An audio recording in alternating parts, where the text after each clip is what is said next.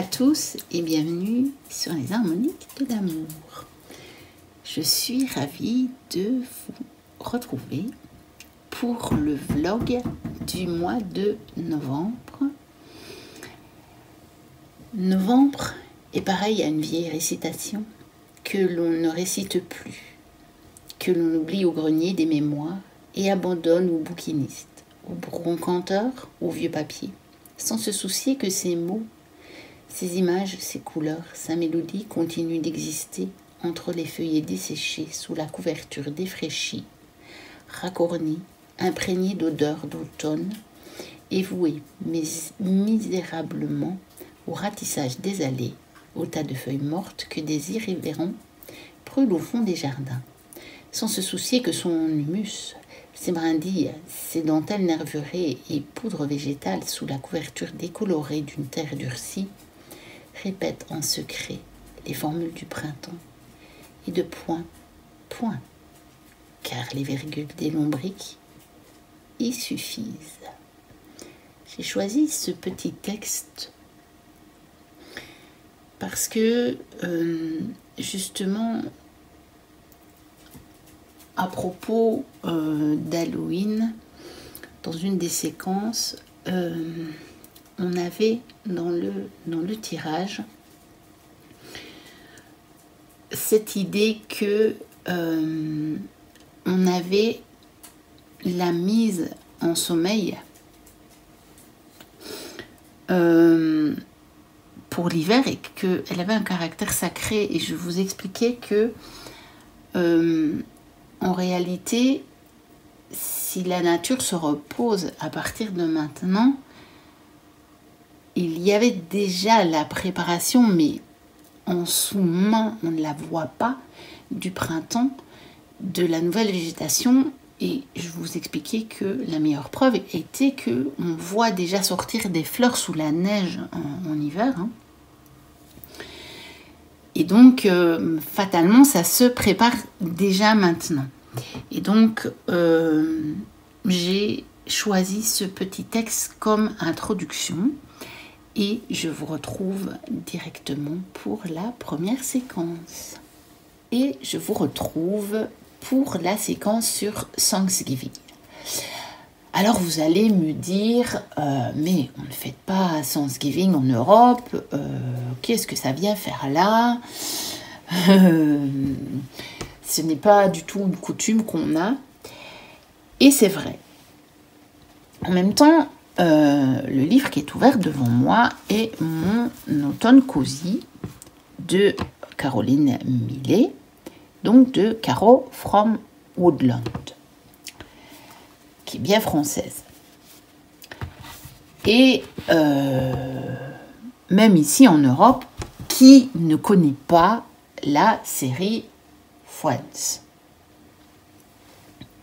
qu'on aime ou qu'on n'aime pas. Personnellement, je suis fan. Vous aurez compris pour quelle raison, justement, j'ai décidé de vous faire cette séquence sur Thanksgiving, mais pas que. J'ai décidé de la faire parce que même si c'est une fête qu'on n'a pas ici en Europe, eh bien, je trouve quelque part que c'est dommage. Parce que j'aime beaucoup le thème de cette fête qui est en fait rendre grâce. C'est la fête de rendre grâce à la vie, l'action de grâce en fait. Je vais rapprocher le livre, sinon je n'arriverai pas à lire. Happy Thanksgiving. Entre Halloween et Noël, il est d'usage aux États-Unis et au Canada de fêter Thanksgiving, dont le nom signifie « action de grâce ».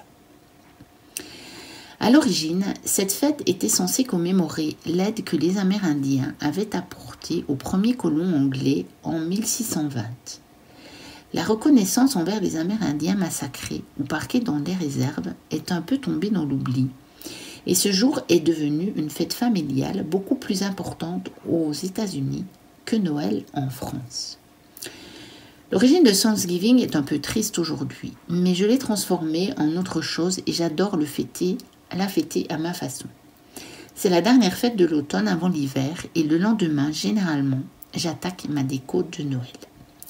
C'est une fête de l'amitié, puisqu'elle m'évoque beaucoup la série Friends, qui y consacre plusieurs épisodes mémorables. Et c'est vrai que moi, je connaissais déjà la fête de Thanksgiving avant de regarder la série Friends, par les films américains que j'avais pu voir avant ça.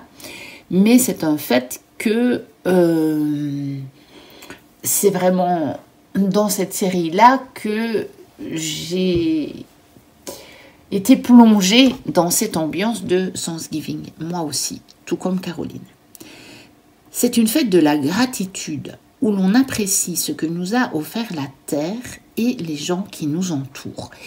Et c'est pour ça que j'ai décidé de vous faire cette séquence, parce que je trouve que c'est vraiment une belle fête, en fait. Et que s'il y a quelque chose qu'on pourrait copier des Américains, c'est bien ça, puisque c'est un peu en lien aussi avec cette fête qui a été créée, je pense, si je ne me trompe pas, le Black Friday.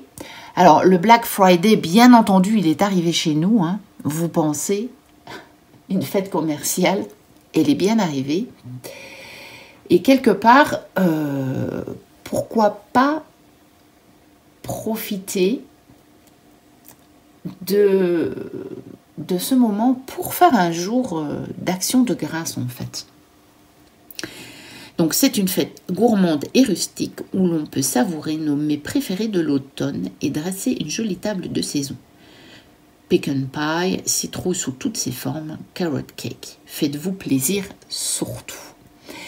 Et je pense que même si on n'organise pas une fête avec sa famille parce que peut-être que votre famille ou vos amis n'ont pas envie d'embarquer là-dedans, peut-être que de se faire une journée d'action de grâce pour vraiment remercier et prendre le temps de savourer tout ce que nous a offert cette année, ça pourrait être pas mal, je trouve. Et donc, je pense que les Américains la fêtent le dernier jeudi du mois de novembre. Je pense bien, si je ne me trompe pas. Et donc, vous avez ici aussi Central Perk, bien sûr, avec le Friendsgiving, comme l'a appelé Caroline. Et donc, elle vous donne la série Friends possède à chaque saison un épisode mémorable dédié à Thanksgiving. Ce sont des petites pépites très drôles qu'il fait bon de revoir spécifiquement à cette période. Cette série fait partie de mes chouchoutes. Elle le fait aussi. Donc là, je peux parler en mon nom. Elle m'apporte du réconfort et me fait rire lorsque j'en ai besoin. J'ai été vraiment fan de cette série. Je la possède aussi en DVD. Je vais vous montrer un jeu. Je ne pouvais pas passer à côté de l'occasion pour vous montrer le tarot Friends. Pour cette raison. Et aussi, quelque part, en hommage et à la mémoire de Matthew Perry, qui vient de quitter ce monde de la matière. J'ai trouvé l'occasion trop belle de vous faire cette séquence. J'avais repéré ça dans le livre de Caroline en préparant le vlog. Et c'est tombé au moment où j'ai vu l'annonce du décès de Matthew Perry. Et quand j'ai vu qu'elle parlait de Friends, je me suis dit, je vais faire une séquence Thanksgiving Friends dans ce vlog du mois de novembre. Et donc, je crois qu'il n'est plus disponible, ce jeu. C'est dommage, parce que c'était un jeu qui ne coûtait pas cher, regardez. Il était à 19,95 $, donc 19,95 $. Donc, il a été fait par Chantal de Souza. Je ne sais pas. Voilà, je pense que les éditions, c'est Smith Street Gift. Donc, c'est pas très connu. C'est une boîte quand même en dur qui s'ouvre comme ça. Donc un peu étui cigarette. Et alors, méfiez-vous parce que il circule par contre énormément de contrefaçons, malheureusement. J'espère qu'il va revenir. Mais si j'ai bien vu, quand vous trouvez une édition qui est justement l'édition originale, j'ai vu que sur Vinted, elle se revendait très cher. J'en ai donc déduit qu'elle n'était plus disponible. Et donc, ce sont des dessins avec les personnages de Friends. Et franchement, je veux dire, je pense que je vais me faire quelques tirages avec ce tarot, ben juste là maintenant.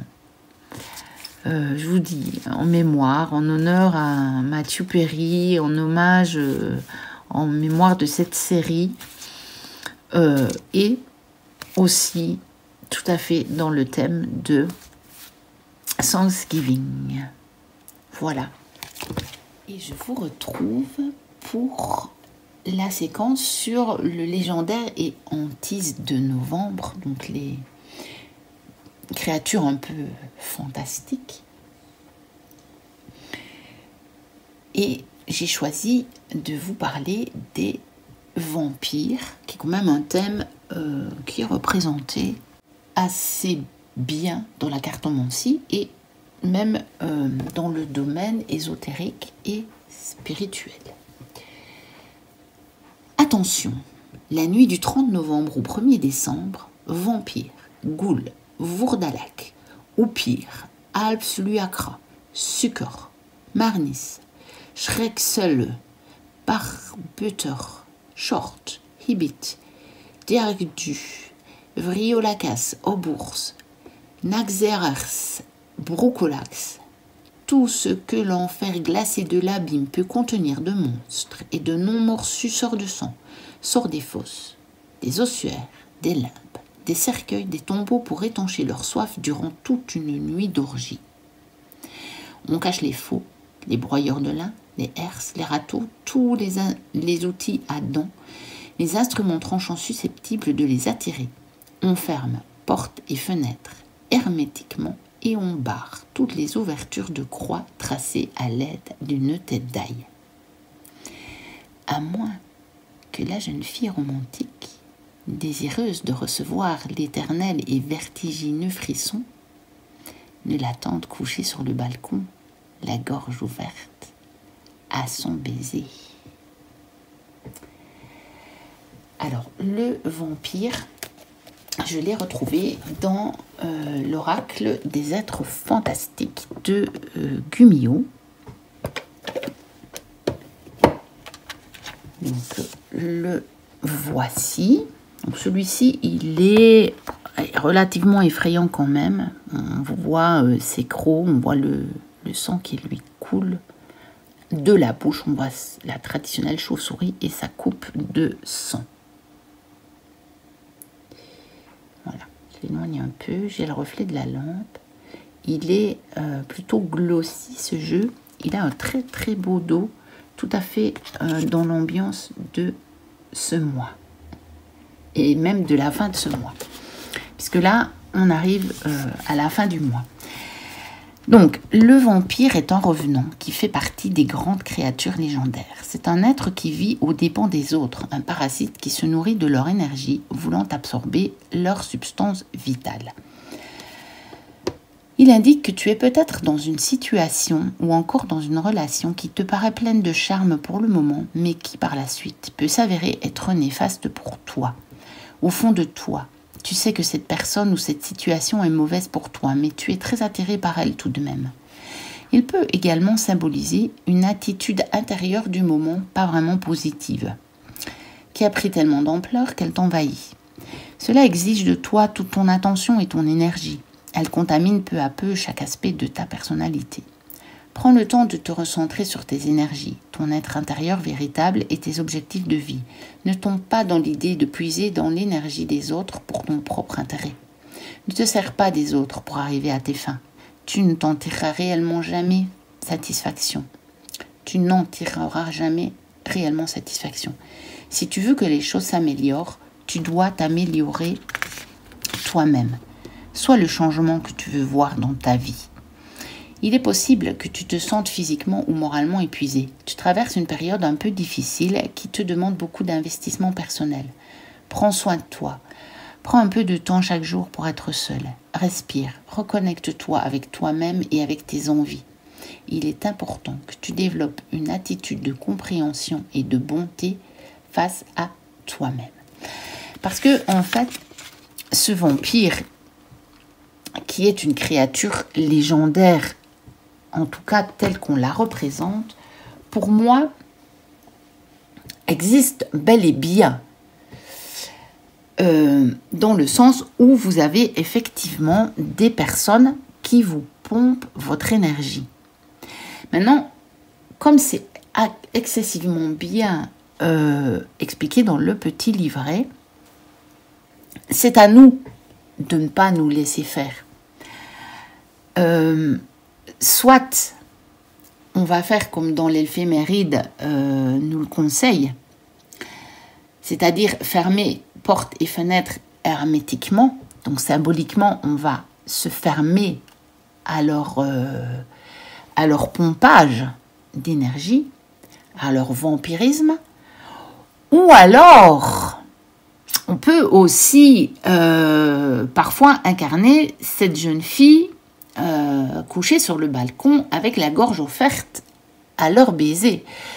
Parce que parfois, ça peut nous donner l'impression qu'on compte pour quelqu'un ou que on a un ami ou on a une copine ou on a une famille. Vous voyez, on a des relations. Et des fois, la frontière, elle est un peu mince entre qu'est-ce qu'on peut réellement faire pour aider la personne et où doit-on mettre la limite de dire non mais là stop, c'est trop, tu me prends mon énergie et il faut un petit peu te débrouiller tout seul. C'est toujours cette frontière entre aider, qui est totalement positif, entre donner, qui est positif, et être capable de mettre la limite au bon endroit, au bon moment, en disant à l'autre, non mais ça, maintenant c'est ta responsabilité. Moi, je ne te porte pas sur mon dos. Je pense que c'est en ça que le thème des vampires est extrêmement intéressant. Réellement, je pense que il faut pas non plus. Je voulais dire réellement, je pense que ça existe vraiment. Et je voulais aussi dire que il faut pas en faire non plus une généralité dans le sens où, pour moi, on ne catégorise pas une personne comme vampire ou pas comme vampire. C'est-à-dire qu'à certains moments, et nous y compris peut-être, on peut vampiriser à certains moments. Et il faut pouvoir mettre des stops. Et je dirais même que, en tant que parent, parfois vos enfants peuvent vous vampiriser. Et il est essentiel de pouvoir dire stop, là maintenant, c'est assez. Peu importe l'attitude que cet enfant pourrait adopter, mais si réellement vous sentez que ça vous pompe votre énergie, il faut mettre un stop. Ça peut être là que se trouve aussi le vampire dans votre vie. Donc vous voyez, ça n'a pas nécessairement quelque chose, en tout cas pour moi, hein, selon moi, ce n'est pas nécessairement quelque chose de très effrayant, c'est quelque chose de bien réel, mais on a du pouvoir dessus, celui de fermer les portes et les fenêtres. Moi, quand ma fille était petite et qu'elle exagérait le soir, je lui disais « le bureau maman est fermé jusqu'à demain matin ». Pour vous dire que vraiment qu'elle comprenne. Maintenant, là, c'est trop. Tu dors, il n'y a plus aucune raison que tu reviennes sans cesse me demander ceci au sortir de ton lit. le bureau maman est fermé jusqu'à demain. C'est l'heure de dormir, c'est terminé. Et clairement, elle était dans une attitude de vampirisme à ce moment-là. Et donc, je fermais la porte du bureau. Vous voyez, symboliquement, c'est pour ça que je repensais à ça en disant on ferme les fenêtres et les portes, la journée est finie. Et donc, avec certaines personnes, à un moment, voilà, je t'ai donné 1 heure, 2 heures, maintenant, c'est assez. Prends tes responsabilités, prends sur toi et change quelque chose dans ta vie parce que moi, je ne peux pas te porter sur mon dos.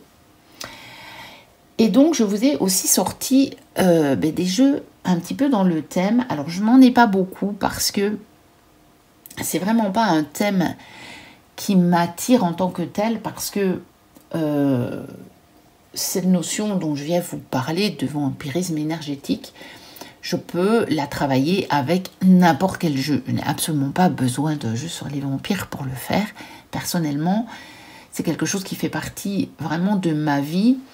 Et je le travaille avec n'importe quel tarot ou des oracles, peut-être pas n'importe quel oracle, parce que y a des oracles sur des thèmes spécifiques, mais avec certains oracles.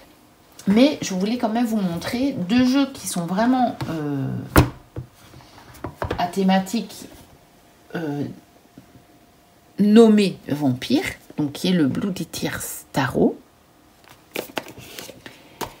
Donc, ce sont les 2 seuls, les jeux que je vais vous montrer, sont les seuls tarots que je possède sur le thème. Et là, pour le coup, je ne pense pas en acquérir un autre. Je ne cours pas après ceux qui ne sont pas disponibles. Il y en a plusieurs, vous savez, et même si je suis collectionneuse, comme c'est un thème qui ne m'attire pas du tout, je ne les recherche pas. Parce que je pense au tarot sur les vampires de Robert M. Place et celui de Ian Daniels. Et ça ne... Voilà, je ne les recherche pas. Mais celui-ci m'avait bien plu parce que comme vous pouvez le voir, il est plutôt dans une thématique un peu sombre et en même temps, on n'a pas assez vraiment buveur de sang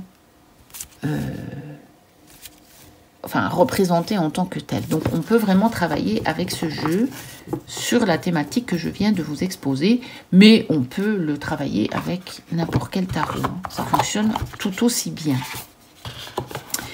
Et le deuxième, donc celui-là, je l'avais acheté vraiment parce que esthétiquement, il me plaisait bien. Et celui-ci aussi, le tarot interdit Vampiria de Victor Dixon. En tout cas, ça c'est évidemment Vampiria, et qui a été fait par Emmanuel Liger et Nicolas Jamonot. Et rien que pour la référence de Emmanuel Liger, j'avais voulu prendre ce jeu. Et qui est un jeu en plus qui ne coûte pas très cher. Vous voyez, je l'avais payé, je pense qu'il est toujours à ce prix-là, 19,95, 19,95. Et j'ai trouvé les illustrations très très jolies. Et c'est un tarot qui possède plusieurs cartes supplémentaires dans les figures de cours. Alors, comme vous le voyez, c'est plutôt un pipe deck, mais d'une part, on peut retrouver dans la disposition de l'illustration des indices qui nous dirigent vers la signification de la carte, surtout quand on connaît déjà bien le tarot. Et on a le livret d'Emmanuel Liger. Et donc, moi, je l'avais vraiment acheté aussi pour travailler un petit peu comme ça avec un pipe deck qui me paraissait relativement abordable dans un premier temps. Regardez le set de miroirs. Donc, la suite des miroirs, c'est la suite des coupes. Eh bien, elle n'a rien à envier au set de coupes d'un Rider-Waite classique. On comprend très bien qu'il y a différents choix. Les miroirs nous proposent pas mal d'options, pas mal de choix. Et qu'allons-nous choisir? Donc, c'est un pipe deck, mais pas trop pipe quand même, on va dire. Et j'ai encore deux autres jeux donc, qui ne sont pas dénommés vampires, mais qui sont quand même plus ou moins sur le thème. Ce sont deux jeux illustrés par Victoria Frances, que j'ai depuis longtemps. Ça fait partie de mes premiers jeux de ma collection. Quand j'ai commencé à collectionner, je les avais vus sur la chaîne de Célia Mélisville, pour tout vous dire. Et j'avais craqué sur les illustrations. Donc, voici le dos du tarot. Lui qui, pour le coup, est un vrai pipe deck. Et par contre, les illustrations, j'aime beaucoup. Donc, il est chez Fournier. Je pense qu'il est encore disponible. Et ce sont des petits jeux qui ne sont pas chers. Donc, si vous craquez sur les illustrations, voilà, c'est un jeu que vous pouvez vous offrir à moindre prix. Et si vous avez envie de travailler justement avec un pipe deck, ça peut être une bonne occasion, puisque c'est peut-être plus joli qu'un autre pipe deck qui sera un peu... Voilà, dont vous aimerez moins les illustrations. Donc voilà pour le tarot. Et je ne sais pas si je peux retrouver le prix. C'est le vampire là, hein, qui nous accompagne pendant cette séquence. Je ne sais pas s'il y avait le prix sur la boîte. Non, je ne vois pas le prix, mais je pense que c'était des jeux qui étaient vers les 15 € à l'époque. Bon, ils sont peut-être augmentés, ils sont peut-être vers les 20 €, mais je ne pense pas qu'ils soient plus chers que ça. Et j'ai aussi l'Oracle de Victoria Frances, que j'avais acheté également pour la beauté des illustrations. Donc lui, il est chez Los Scarabeo. Je ne sais pas s'il est sorti chez Intuitive. On a en tout cas le livret multilingue, dont le français. Donc on peut tout à fait bien l'utiliser facilement avec le livret. Hein. Parce que pour le coup, si j'adore les illustrations, je trouve que c'est pas toujours évident d'en découvrir la signification d'une manière intuitive. Maintenant, on peut l'utiliser vraiment à sa façon, de manière intuitive, sans vouloir se dire qu'on tombe juste avec ce qu'il y a dans le livret. Mais d'autre part, quand vous le regardez, vous ne trouvez pas énormément de cartes à l'ambiance positive. Moi, elles me font toute une ambiance pas positive, justement. Et donc, j'ai tendance à l'utiliser quand même avec le livret, parce que sinon, pour moi, c'est un jeu exclusivement négatif, en fait. Si je regarde les illustrations, c'est voulu, évidemment, hein. On est bien d'accord, mais voilà. Moi, je regarde ces cartes-là, elles me font tout un effet d'une situation qui n'est pas du tout positive. Donc, évidemment, je ne vais pas faire un tirage avec ces cartes-là, juste à l'intuition, puisque je vais tout trouver négatif, en fait. Donc, voici le dos. Donc, j'utilise le livret avec ce jeu-là. Et je ne sais pas s'il est encore disponible, celui-là. Et c'était aussi un jeu qui ne coûtait pas grand-chose. Pour ça que je les avais achetés assez rapidement, même au début de ma collection. Parce que je vais trouver à l'époque que c'était pas si cher de se faire une collection de jeux. Non, j'ai pas le prix. Mais bon, c'était ces boîtes-là de Los Scarabeo, on ne coûtait pas si cher que ça, même si c'est les boîtes en dur, en fait.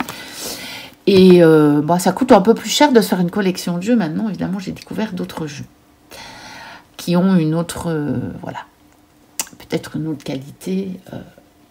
Pas nécessairement qualité au niveau vraiment matériel, mais après, voilà, je ne compare pas. Je trouve qu'il y a de très très belles choses en mass market. Voilà pour la séquence sur les vampires. Novembre.